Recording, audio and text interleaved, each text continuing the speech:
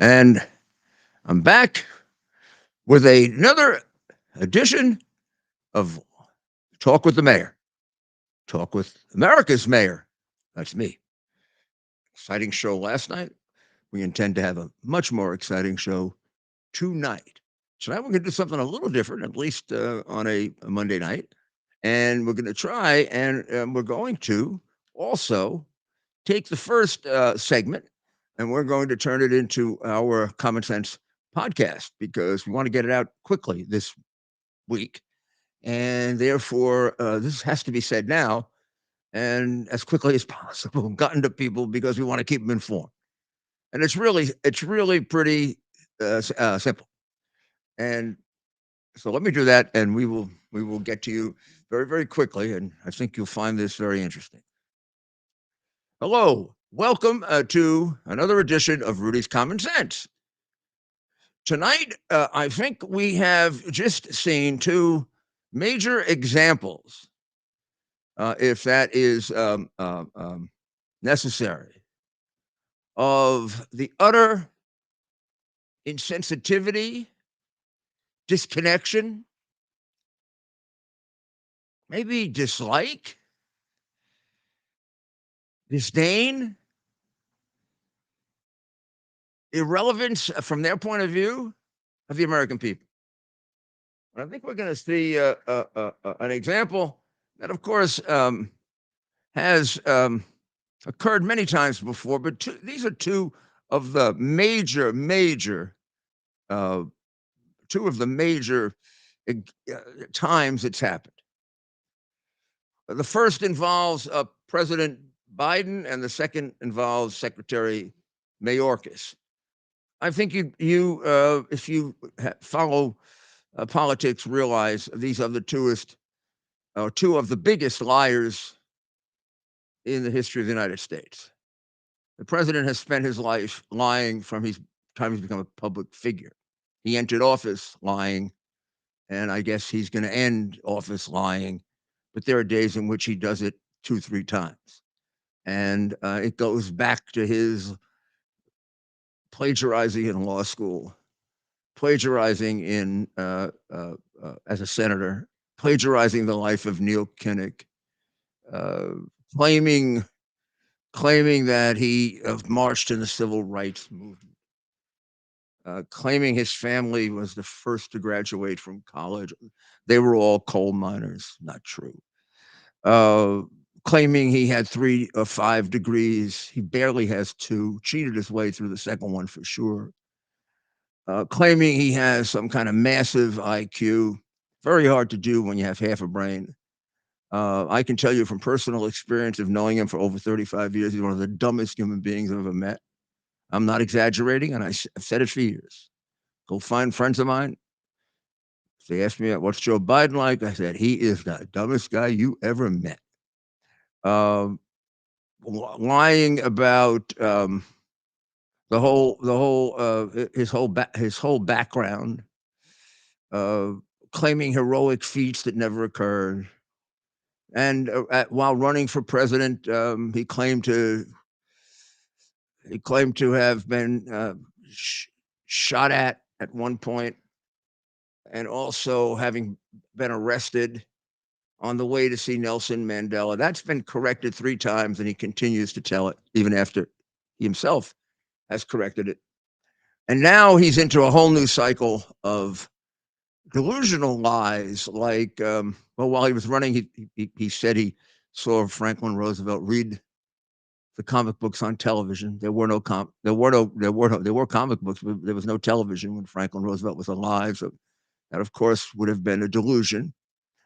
He claims he gave his uncle the Purple Star after he was in the White House, and his uncle had for years not wanted to take it because he didn't want to dishonor the memory of the people who died. They really deserved it.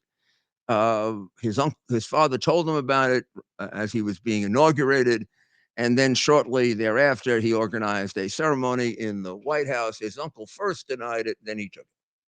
Only problem with it, his father had been dead, and his uncle for about 5 and 7 years, respectively, at the time that he was in the White House. He was told that was wrong, drastically wrong, and then he repeated it a week later. These are just some of his lies. Or, as you know, his insensitive behavior, yelling at a man, "Why don't you get up?" who was in a wheelchair. Losses of temper that are unexplainable. All, by the way, a symptom of dementia or Alzheimer's at that age. So the other night or day rather, when the terrible tragedy, that terrible tragedy took place with the death of the 3 children at the Christian school, at the Covenant Christian School in Nashville, and the death of the 3. Well, one was the headmistress, the other was the substitute teacher, and the third was the custodian. 6 were killed.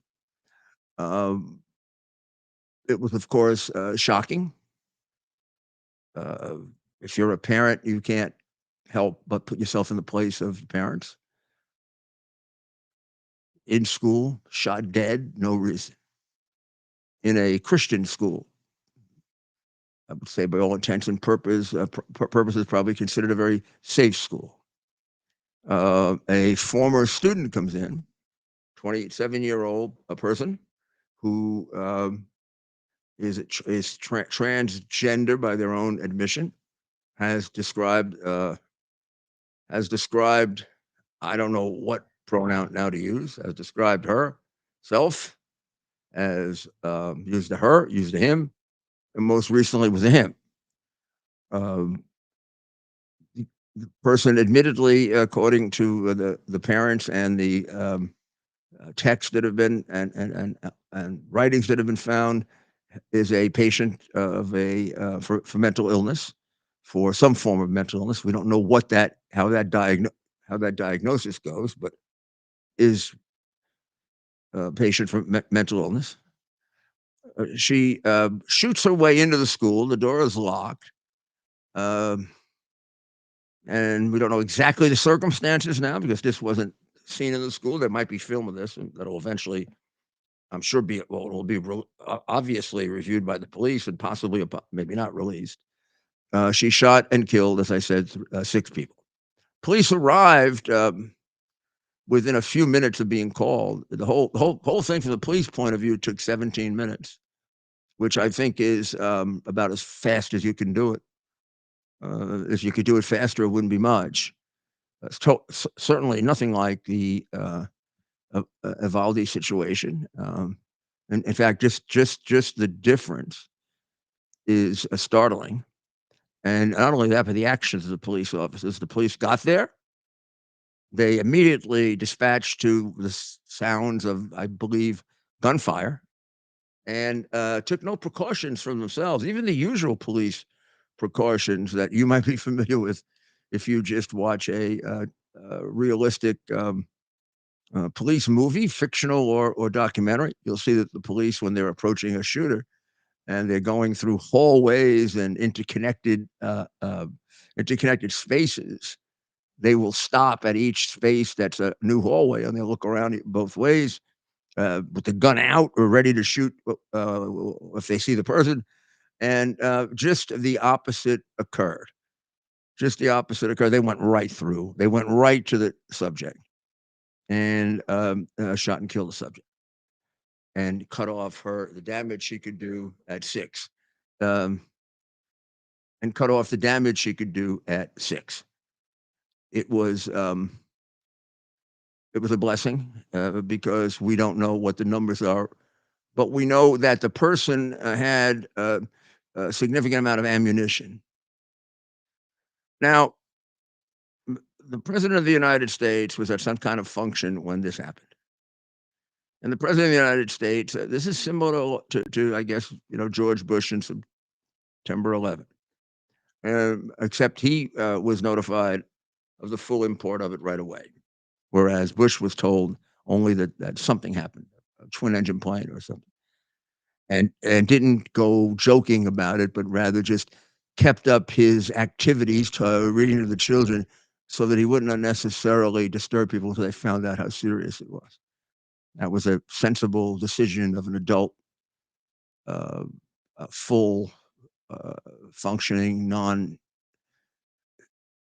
injured brain.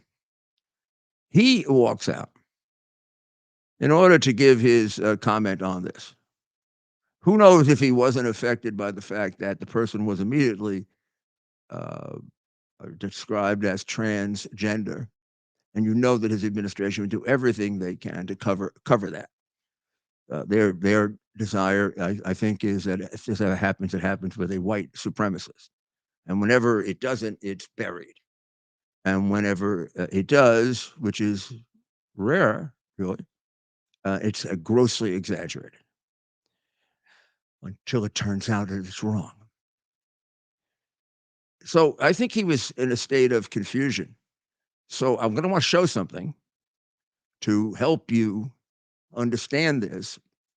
And the I think it would be very valuable if we were to take a look at this.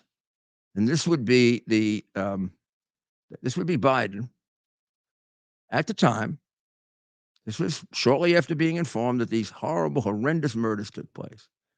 Coming out, and I think one of the duties he has here is to explain it. Who knows what's going on in his warped mind and his warped personality? Think of yourself in this situation. I can, because I've been in it.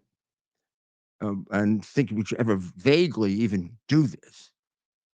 And think of what kind of person would do this. So now let's play it so you can see it. And this would be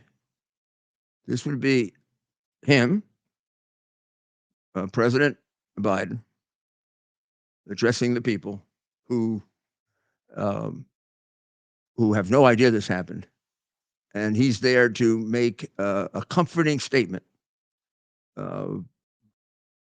in part a factual statement also, and a strong statement. I don't mean comforting like weak. I mean comforting like the way a Ronald Reagan would do it, or I'd say a Bill Clinton would do it, or Donald Trump would do it. Never considered. I never considered Obama to have the human touch. He was a caricature, but I never thought he had much heart. And then when he did something spontaneous or without teleprompter, there was so many uhs in it, it was hard to understand it. A very stark difference between Obama reading and Obama now addressing you. He would address you like this. I have a terrible thing to tell to you. I counted sometimes 20 uhs in 1 minute. But of course, the press would never, ever, ever cover that. So let's put it up. And let's put it up. Middle. Ms. Joe Biden. I'm Dr. Joe Biden's husband. And I ate Jenny's ice cream, chocolate chip. I came down because I heard there was chocolate chip ice cream. By the way, I have a whole refrigerator full upstairs. I think I'm kidding. I'm not. Ben, how are you, pal? One of the best guys in the United States Congress, Ben Cardin.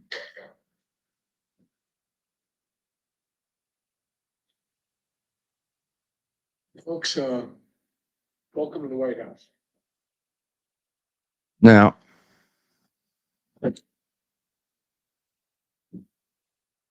I'm taking a moment because what I say will be edited if I don't.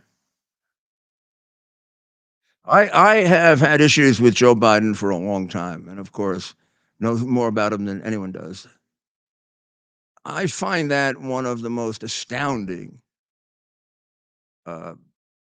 examples of the breakdown of the human conscience, the human personality, human brain, and the human heart described metaphorically. How could you do that? What is that? Whatever it is, it shows a very, very disturbed man. It could be he doesn't remember originally why he's out there, which of course would mean he's in full blown dementia. If he isn't, I'd pretty much eat my hat. It could mean he was always a heartless, mean, miserable narcissist who has no feeling for people and maybe did forget. But even if you forgot, the feeling would remain with you of solemnity or disappointment or horror at thinking about your own children or grandchildren, because he disavows one of his grandchildren. That is a disgrace. If Donald Trump was impeached for nothing, one paid for $1.1 million frame up, the other the orchestrated January 6th insurrection, where insurrection hasn't even been charged yet after hundreds of cases and people in jail for thousands and thousands of hours, like the interred Japanese, or and there's no proof that this was an insurrection of any kind, and there's no proof of any kind that Trump planned it or even knew it was going to happen, and the House impeached him for it. House impeached him for his conversation with Zelensky that was completely justified by the hard drive that was being covered up criminally by the FBI and the Department of Justice. Also criminally kept from you when you voted for president by the same group of people. So, and then the rest of it, I don't have to play. The rest of you've heard this nonsense and silliness and bull so many times. If you don't start to vomit, there's something wrong with you, and that is that gun control is the reason. In other words, the two rifles and the handgun that we used by the emotionally disturbed female, biological female, now describing herself as a male who was undergoing psychiatric treatment, that the guns that she used, actually, it wasn't her. The guns, went off by themselves and killed those damn guns. If we just could get rid of those guns, this female would do nothing but be a very pleasant, very safe, very careful, very decent human being and not a murderer. The guns did it. It's just like cars. People don't cause accidents, cars do. It's that damn car. If we only had car control, we wouldn't have car accidents, right? If we only had gun control, we wouldn't have incidents like this. Now, I'm going to tell you from more experience in law enforcement than probably anyone in his administration combined has, and probably the most qualified to make judgments about law enforcement, because I have a record that's unmatched by anyone in reducing crime, getting rid of the mafia,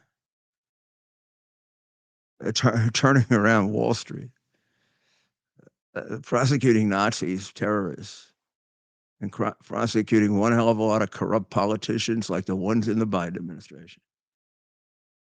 I'm going to tell you categorically, and not a particular opponent or opponent of gun control for any other reason but the following on this basis. It has nothing to do with the behavior of criminals and mentally impaired individuals. Now, you don't have to be a criminologist or a police officer or a prosecutor to know that. What you have to actually do is understand the language, the English language, and what words mean. What does control mean? Control means that it gears someone's behavior. It gets, in that context, that it gets control over your behavior, and it modifies it into what it wants it to be. So instead of just going and getting a gun illegally and carrying it around, you're going to go to a gun store, properly registered, and you're going to follow whatever much stricter rules the communists, otherwise known as now Democrats, place on it. Now, I just make an aside, really, for the purpose of depriving you of guns, so they can have their will with you. And I would never have thought that 5 years ago. But as I watched their communist takeover of this government, the wisdom of the Second Amendment becomes more and more real. As I watch the amount of crime, if I'm a person in Philadelphia 5 years ago, I'm dealing with one kind of threat. Now I'm dealing with record homicides because George Soros paid millions to put a traitor as a prosecutor. A traitor meaning someone who releases all the criminals. I just spent the other night. I was with 3 people from Philadelphia. They're frightened out of their minds because of Krasner, and one of them can locate the death of, was it her husband or boyfriend? I don't remember. I think loved one. A loved one. To 6 months after Krasner became the DA. So this is the reality of what's going on. By definition, gun control does not control the behavior of dangerous criminals and people who are mentally ill, by definition. The reason they're criminals is because they don't respond to controls. The controls are the laws they're violating. The reason that people are mentally ill, and I'm talking about that kind of mental illness, is they can't function as controlled by societal norms. What are gun control laws? They're no different than the laws that the criminal is violating, and no different than the norms that the mentally ill person is violating. So why, in the name of, would a person who was a criminal murderer or a mentally ill murderer follow gun control laws? You literally have to be deliberately misleading people to say that, if you are an intelligent, educated person and understand both the meaning of the words and the operation of the human mind and conduct. I reduced crime more than anyone else ever. And I never, ever relied on gun control, and it had not a damn thing to do with the reduction of murder, mostly by gun, from 2,000 to 500. Had nothing to do with it. So take that suggestion, you imbecile, and get rid of it, because it's an insult to the intelligence of decent people. It is misleading people who don't have the ability to analyze this with all the facts available to them, and it is getting people killed. And it followed your recitation and attempt to be funny, talking to us about your wife and ice cream. You miserable person. No wonder our country is in the worst shape it's ever been in. We've got the worst president we've ever had. Surely the most criminal. I hope the most demented, although Wilson was in pretty damn bad shape, like you are. And his wife was running things. I don't think Jill is. I think Obama is. So we're going to have to deal with this murder, and we will in subsequent, or maybe possibly even in the next podcast, and start talking about is this a concerted effort of anger directed at the Christian community? I think to people are speculating about that, and I think in order to make a reasoned analysis of that, we need more information. We need to fill in. For example, I need to read the mandate, what that was about. They want to keep it from you. The manifesto, I think it's called, and they want to keep that from you. And I am very suspicious as to why. I would think if it were a manifesto of a white supremacist, it would have been leaked and out already, and it would have been all over every television station It wouldn't be like the disclosure that the woman was a transgender person buried like on about paragraph 28 of the New York Times after every other explanation is given, or hard to find. I couldn't find it. It's maybe there in the Washington Post, um, or with the quick turning around of this and trying to blame it on Republicans. I'd like to know just how Republicans are responsible for a transgender individual uh, killing uh, 6 people in a Christian school. And I do think it is not capable of coming to a conclusion about, but it sure as heck is a reasonable hypothesis, and therefore an area that should properly be investigated. Was this a hate crime geared to a Christian school? And what would make it, even more compelling beyond just the obvious facts, it is a Christian school, is the fact that she was a student in that school, and that's mentioned all the time. So the suggestion there, which may not be true, right? The suggestion there, she had some kind of bitterness toward it. That's the suggestion. I mean, I don't know, you don't go back to your alma mater and kill 6 people if you're in love with it. I don't think. Now, if you're mentally ill, uh, all bets are off. And I'm not asserting that this is a crime with the purpose of killing Christians.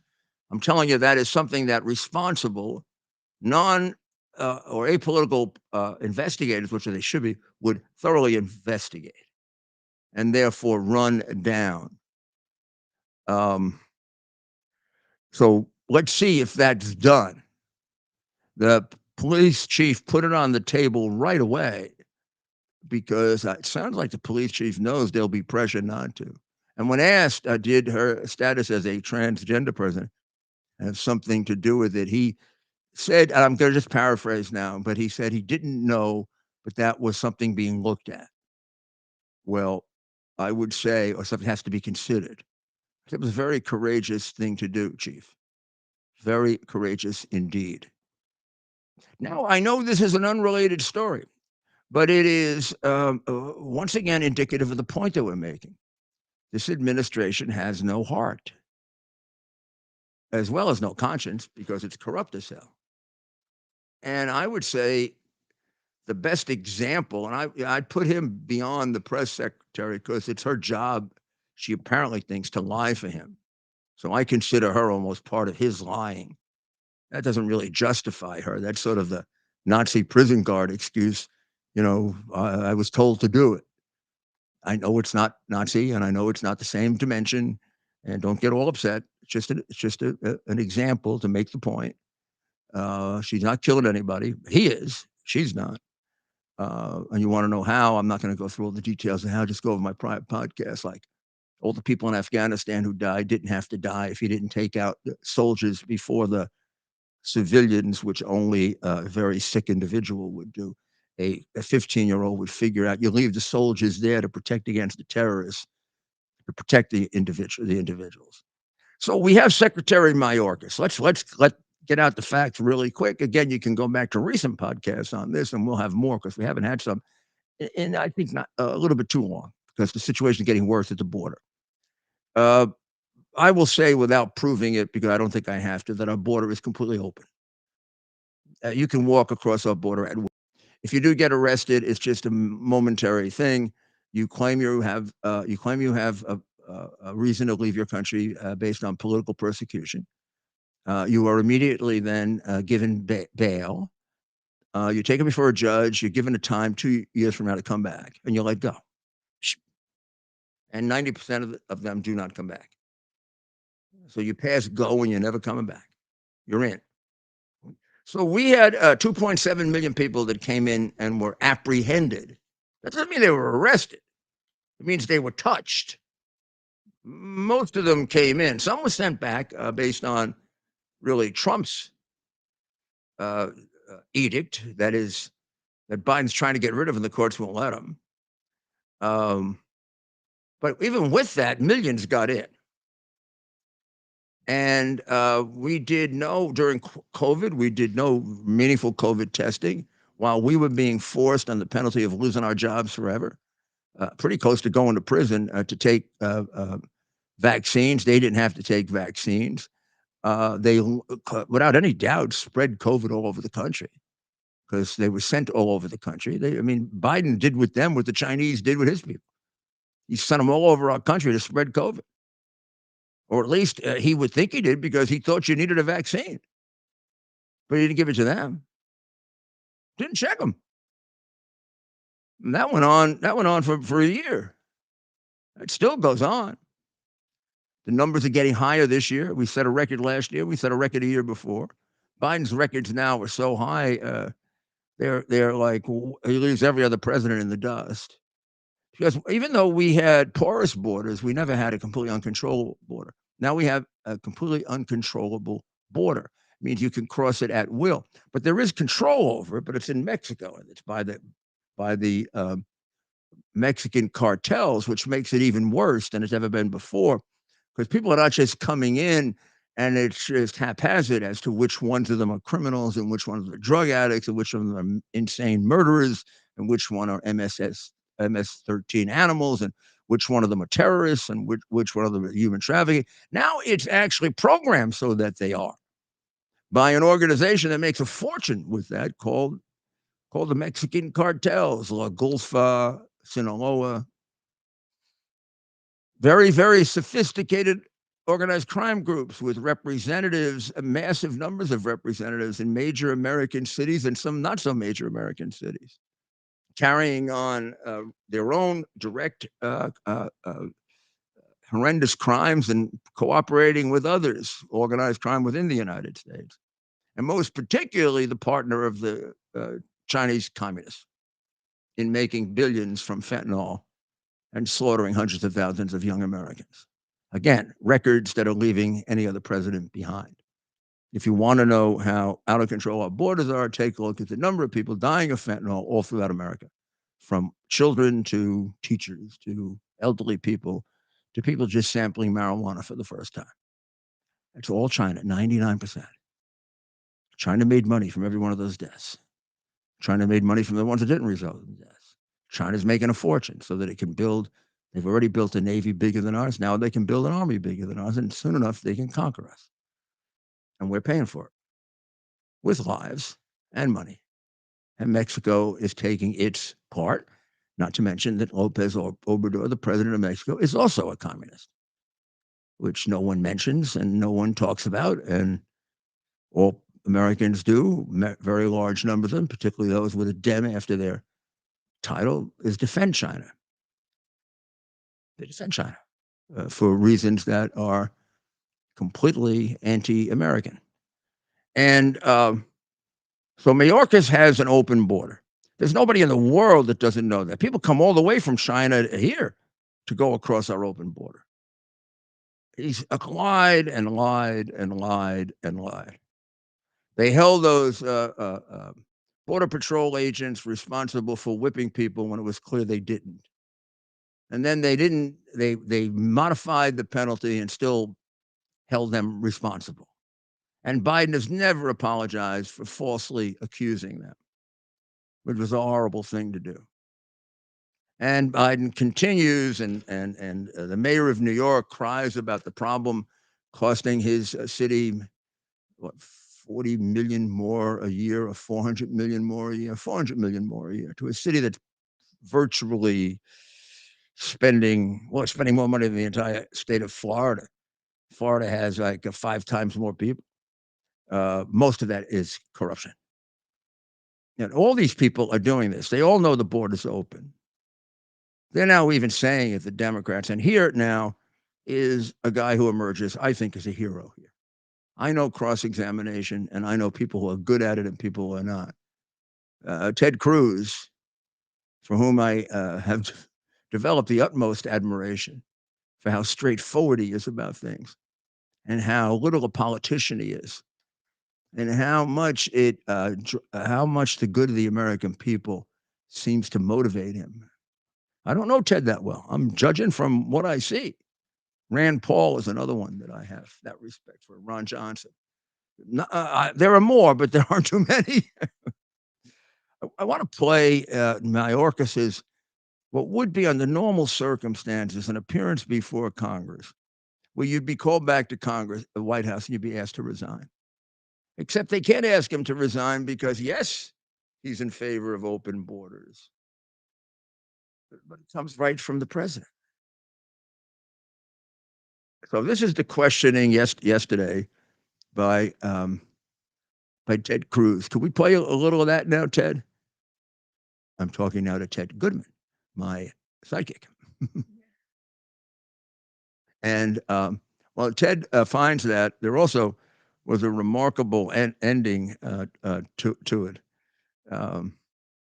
by Senator Kennedy, who has the best sense of humor, aside from Mike Huckabee, just about anybody I know. So here is Ted Cruz. How many migrants have died under President Biden? Senator, your phrasing of the question is actually quite misleading. How many migrants died in 2022? At our approaching our southern border, Yes. precisely why we are seeking to So exclude this. do you know the answer? Do you know how many died? I do not. You do not. Of course you don't. I know how many died. 853. That is 853. And by the way, here are the numbers that have died every year. Go back to 1998. You see it's consistently between 300 and 400, 300, 400, 300, 400. Suddenly, 2021, what happens? You get in office, and that red line are dead bodies. I've been on the Rio Grande, and I've seen dead bodies floating there who drowned because of your refusal to do your job. I don't even know how many have died. What do you say to the Texas farmers and ranchers who find pregnant ladies dead on their property, who find toddlers dead on their property? What do you say to them? I say that is why precisely we are taking it to the smuggling organization. You are not. That is simply not true. Number two, it is why we are getting. Let me read from the Wall Street Journal.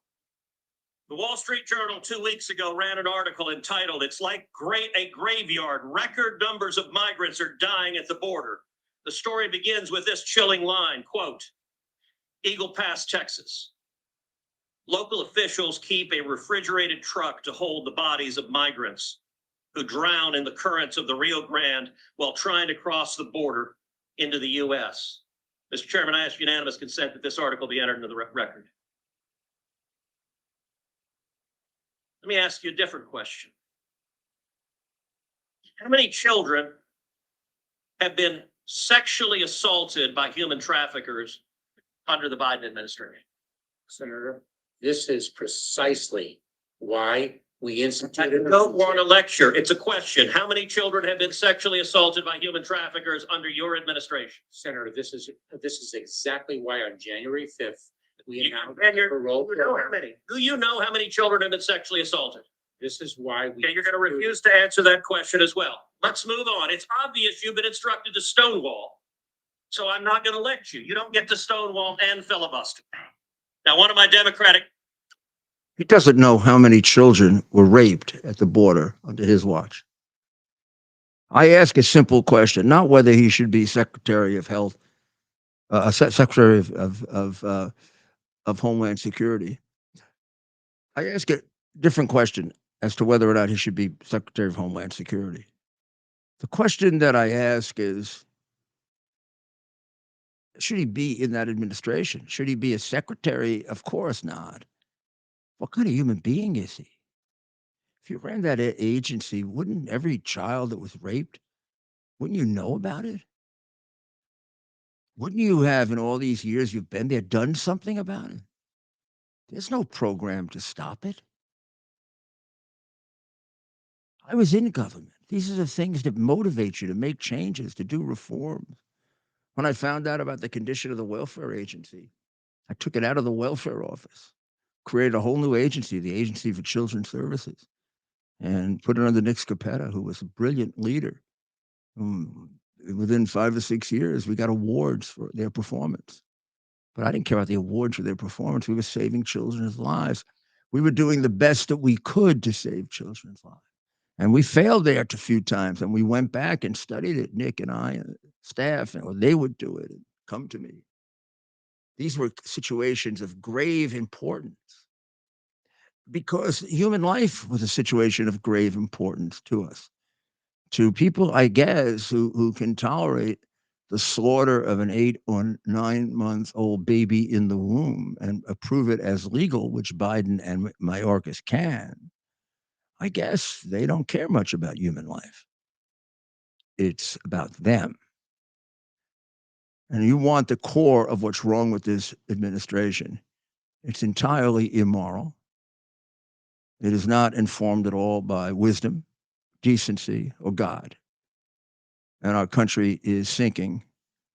And our country is, in the words of President Trump the other night, either on an interview or his, possibly both, or his speech, this country is dead. I would say this country has become, at its governing level, a communist country, which is an immoral, amoral, evil place, hurting its own people and doing cruel things like ignoring East Palestine because they're not Democrats, which to this day Biden ignores, or talking about human life like it's trash. Let's talk about ice cream instead of human life, if it's inconvenient, because it might illustrate possibly a problem. There is evidence of violence, some degree of violence that possibly is growing up among people that think the country isn't going fast enough with changing everybody's sex. Now, I don't know again if that's true. I hear those allegations. I have not had time to investigate. I do know if it was any other situation, it'd be investigated thoroughly. As I said, if this person were a white supremacist, it would already be concluded that white supremacy did it. This woman is identifies as a man and is transgender. There's a group of writings by this woman. I don't think anybody even bothered to read them if it was reversed. I will withhold judgment, and I hope it's not the case. This is a situation where that has caused violence. But I do think if the lives of our citizens are important, we're going to find out about it. And we're not going to be intimidated into not looking at it. These are the things that you and I have to fight against now, because we do not live in the America of our fathers and mothers. We don't live in the America of our childhood. I'm not sure that many of us even live in the America in which we brought up our children. We live in an America that is much more like East Germany, Nazi Germany, Soviet Union, and China, not in all respects, but in terms of our rights and the fact that the state has taken over. The mere battle between parents and the state for primacy in the education of children is an example that the state, which is fighting for the state to take over the children, has embraced principles that emerge from Karl Marx and all those philosophies I mentioned. Soviet Russia, Nazi Germany, Chinese communists, they all come from Karl Marx, including Nazism. It was the National Socialist Party. Remember. So let's keep track of it and let's keep on top of it. Nothing more important to us than our children. Nothing more hateful than the people who are cavalier or worse with the lives of our children. We just presented 2 of them at the highest levels of government. When you get a chance, a few years from now, coming up soon, do everything you can so that odious leadership of a political party that is identified more with slavery than any other institution loses. And see what you can do if you're a Democrat and changing the name. It's offensive.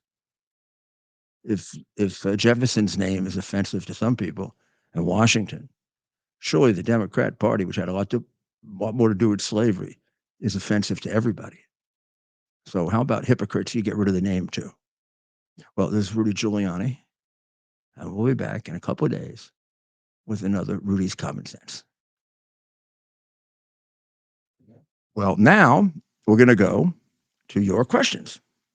And Ted, hopefully has some on the board, and we'll see what we can do with our call-ins. And we played it last night, Mayor, but we've had a number of folks ask about your response to how the Metropolitan Nashville Police Department handled the their response to the shooting a number of days ago. Well, the Tennessee Nashville police were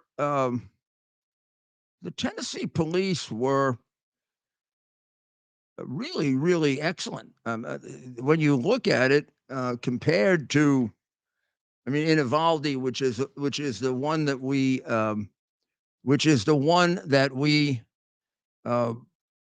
use as our best example, I would say this was a night and day. But I'll give you even an example based on the best police department. I'll give you an example based on even the best police department. It was 17. It was all 17 minutes from the call to the death of the perpetrator was 17 minutes. I think within the school it was 7. Dr. Maria has an observation. What was it? What was it, Doctor?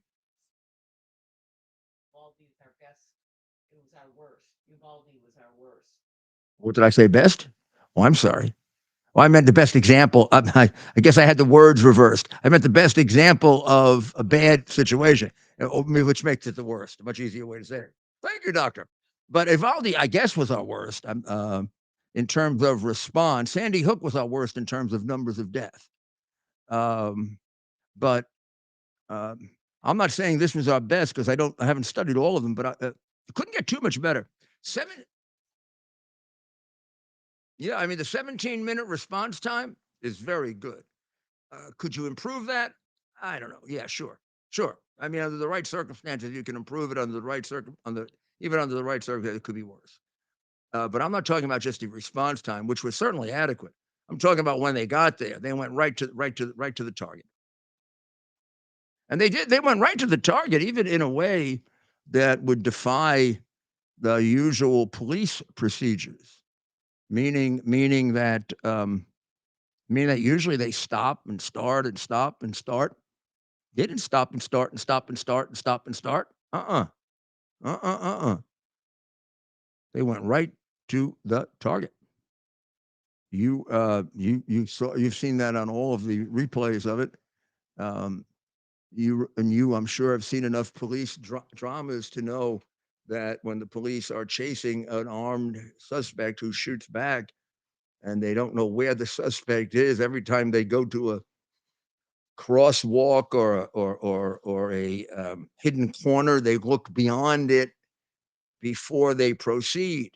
Now here you'll see no evidence of that because they were so anxious to get there and stop this person before the person was able to kill another child or teacher or administrator. So that's excellent, brave, decisive police work. And I don't think it takes much to figure out that they saved the lives of untold numbers of students and teachers. Because as the police chief indicated, this person was armed with a tremendous amount of ammunition and had 3 guns, 2 rifles, and a handgun, and was good enough marksman to have created that damage pretty quickly. So a lot of other people were going to die if the police hadn't been expeditious in the way in which they handle this. And they were expeditious. They were remarkably expeditious. So I would say they handled it just about as well as you could. And they'd be a good example of what you got to be ready for. I also am a very strong proponent of having armed guards in schools, and I would say this incident proves it beyond anything. This murder was considering another school. Two Christian schools were the target. The other Christian school was rejected because it was defended. So yesterday, a misled liberal on the 5 stupidly said that you shouldn't arm schools because it'll be traumatic for the children. I say stupid because traumatic beats dead. Number 2, it's the kind of trauma they should have because it is exactly the horrible damage you liberals do to your children. You bring them up in a naive, fanciful world of stupidity, like money grows on trees, or China's really our friend, or the police are bad and should be defunded, and criminals should be out of jail. I mean, imagine bringing up kids with those ideas. The kids are not going to be terribly well educated, well oriented, or able to protect themselves. If children are going to grow up in a Biden world where we get killed in record numbers, they better be used to the fact there'll be armed guards around. I don't know. It doesn't seem to be terribly traumatic for all the left wing defund the police communist Democrats to be surrounded by 4 and 5 armed guards. I mean, they're in favor of guns, lots of guns, more guns. They just don't want you to have it. They want to be protected by guns, but they don't want you to be able to protect yourself with a gun. So this woman said, "Oh, we shouldn't have armed guards in school." Well, she had no idea that the situation she was talking about was proving she was wrong, because the people that were in the school that had the armed guards were saved from death. The ones that didn't have the armed guards lost 6 people. But you need much more. I don't know. Can you be that stubborn? Could you be that stubborn or silly not to see the benefit of having armed guards? I will tell you, when I became mayor, over the objection of the Board of Education and the Communist Teachers Union, I put armed guards in the schools. They told me I couldn't do it. They said, the schools were their property or something or other. And I said, like hell they are. They may be your property, but I have the obligation, not you, of protecting the city of New York. And I'm going to put the cops there. They said, well, we're not going to let you. I said, you go figure out how you're going to do it, since I command all the police forces in New York. What are you going to do? Hire private police to fight the police? Well, one thing they're not are tough, really tough. They're bully tough. I used to remember them a lot in Brooklyn. They're bully tough. They weren't even there the days when I brought the police in. Or like when I would tell them, if you strike, you're going to be fired. After urinating in their pants, they all went back and did what they were supposed to do. You can always count on people like that being bullies. And you can always count on the fact that if you stand your ground based on principle, you got a pretty darn good chance of beating them. And you'll beat them long term for sure, even if you don't beat them in that particular incident. So, I mean, this proves that just by knowing the fact that the school that had the armed guards didn't get attacked, the angel of death passed over them, right? Like the Passover. I'd arm my school. And if you said to me, well, the kids are going to get nervous about the guns, I'd say, the kids better get used to it. That's the society they're growing up in. And the Democrats are making it worse and worse and worse. And all having those armed guards there is going to do is protect them, like it did for the school that wasn't attacked. It didn't do for the school, tragically, that was. So I would say that there's a lot to learn from this, none of which we're going to learn from the Democrats, because they've already decided about this before they knew the facts. See, this is caused by guns. It's not going to be helped by having armed guards in the school, even though the facts here tell you just the opposite. And it has nothing to do with the person being transgender, which it may not, or it may. Shouldn't we find out? Because if it does have something to do with it, shouldn't we figure out what that is so it doesn't happen again? That's if we're interested in human life and not political pandering to the point of getting people killed. Do we have any other questions? To Jimmy in Brooklyn. Jimmy, are you there? Hello? Hi, Jim. How are you? Hi, hey Rudy, long-time admirer of yours, sir. Well, thank you. I appreciate all you do for our country and all and for our freedom, truly. Well, tell me what you want to know. Oh, so I was curious, who helped you out with your show? Ted, of course, is very, very helpful with the show. He puts it together. He keeps it going. He keeps it going, and he, as you know, he participates greatly in it. Ted, do you want to say a few words? Tell them what you do. I mean, it's interesting. I mean, from a tech, there were people that we had a big audience last night, and they were very complimentary of how well the show is handled, and some of them are professionals, and they were complimentary, particularly of Ted. I think they thought I was awful. I don't think so. So, Well, we have someone on the line right now, but we need you to turn down the background. So now have a call-in feature. So we're reading comments from all the platforms. We're also taking calls. As you can see, we have our a ticker that we put on each night and our captions. So we include that every night, and it's just obviously the honor of a lifetime to work with the great Mayor Rudy Giuliani on what we've been doing, and of course, getting to know all of you, especially those of you who have been with us now for quite some time. You've seen us kind of grow here over time. And so with that, Mayor, how about we take another call? Go ahead. I'm ready. I'm looking over here at the board to see if I can see it. Go ahead. Is this Rob? Rob, are you on the line? Yes, it's Rob from Secaucus. Hi, Rob. How are you? Hi, Mayor. How are you doing today? Excellent. Excellent. Good, good, good. I've been watching you every day, and I'm loving it. Um, I'm gonna make a quick analogy, right? I had an accident once, right, by the Lincoln Tunnel. Not a big one, but a small accident in an automobile, and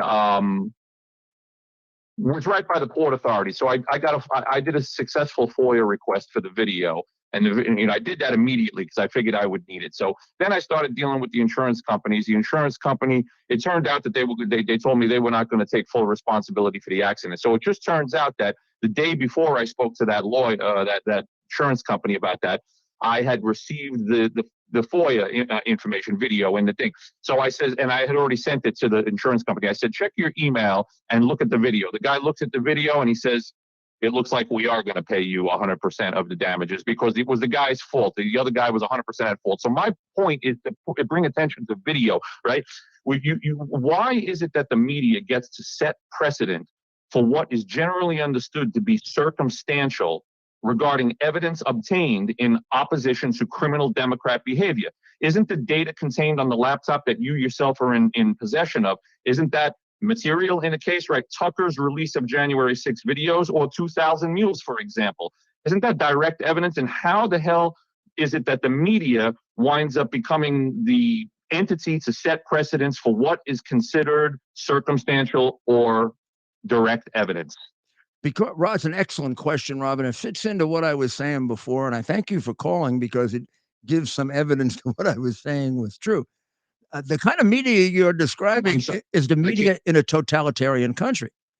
The media of 30 to 40 years ago in America would not do that. It would let you decide. It would play all the tape that it had, unless it was meaningless, really, truly meaningless. You couldn't understand it. It would play all the tape that it had and would let you decide. It would let you see. Let's go to January 6th.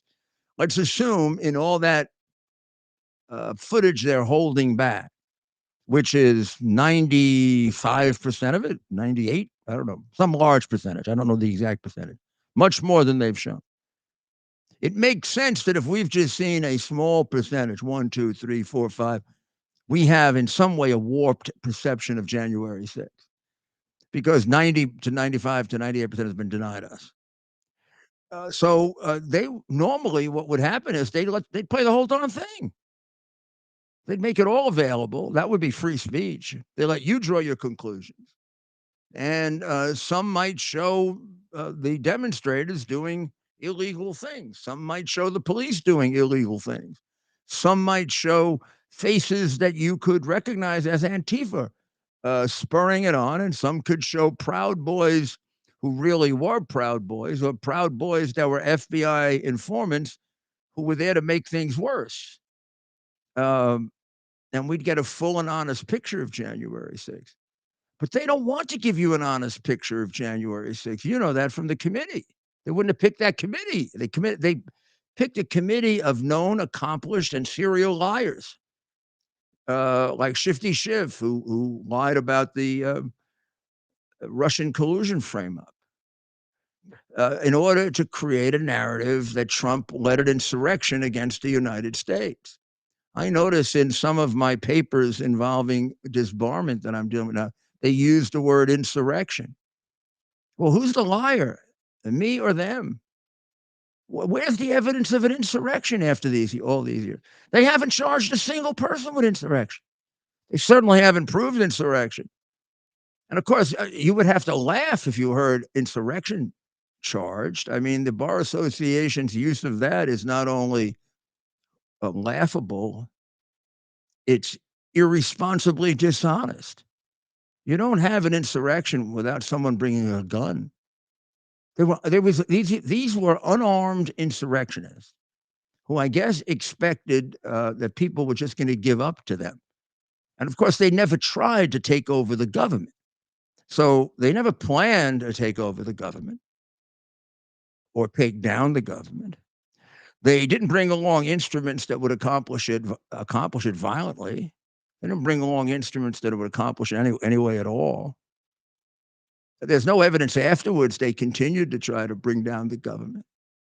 And the government has spent more money on this investigation than some of the worst crimes in our history, and hasn't found a single bit of evidence of insurrection. And the FBI has several times leaked there was no planning.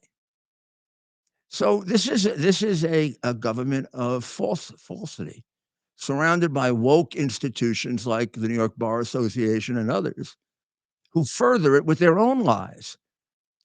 They're buried within hundreds of pages of documents, but they're not without consequence, because people still haven't found out how dishonest they are, and how they seem to be brainwashed or direct and willing participants in the destruction of our form of government and way of life, which they've done a good job of destroying. It's a shame. We're catching up, though, and supporting shows like this helps. That's why I ask you to keep tuning in, and also go to my podcast, the one that will come out of this show, for example, and all the others at Rudy GiulianiCS.com. Hit subscribe. That helps us. That helps us stay alive and for another day of getting you the truth. And also go to mypillow.com/Rudy and get yourself some My Pillows. The new ones, the 2.0 ones. They're very, very nice. I sleep on them. Very, very good for controlling temperature. You know how sometimes you wake up in the morning, you're all sweated, or you wake up in the morning, you're all freezing. You wake up in the morning real nice now. And the blankets, and I can't, of course, not mention the slippers. Got to get the slippers. This way you help a man that President Trump the other night designated as a hero. Mr. My Pillow is every time he comes on television, I feel good because I know his whole story. And now we're getting a call. We're getting a call. Somewhere or other. Someone's calling us. But I think we may be in soccer time already. And we're going to close with a admonition that you pay close attention to this case. And I mean for both purposes.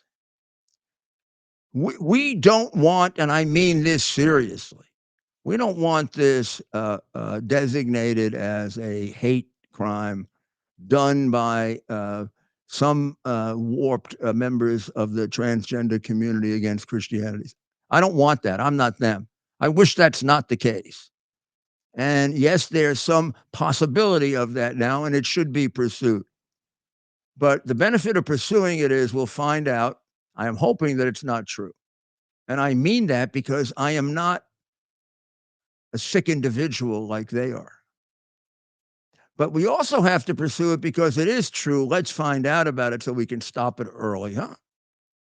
We didn't stop the spread of left-wing immorality and left-wing destruction of God and government and left-wing destruction of parents and left-wing destruction of decency and left-wing destruction of people who support Trump. We didn't stop that early enough. If this is the case, let's nip it in the bud now. Let's find out it is. And if it isn't, let's continue. And even if it is, let's continue to be tolerant about all of our people. We all have different ways of looking at life, and we're all led in different directions. And unless it's harming another person, we should respect that. So I have a very open mind about this. I even have a little prejudice that it come out a certain way, but I'll not let it stop me from being fair and dispassionate about it. I learned how to do that in my profession. I think I did it as well as anybody has, and I'm capable of doing this one, and I'll call it either way. But I'm not going to bury it. I'm not going to cover it up like the crooks who are running our government. Well, thank you. And tomorrow I'll be on WABCradio.com at 3. The podcast may come out tomorrow. The podcast may come out Wednesday. I'll keep you posted. And there are plenty on there right now. Rudy Giuliani, CS.com. If you want to register support for us, just subscribe. It doesn't cost any money. And you've got a whole history book there. You got a history, living history with the prior podcast. God bless you. God bless America.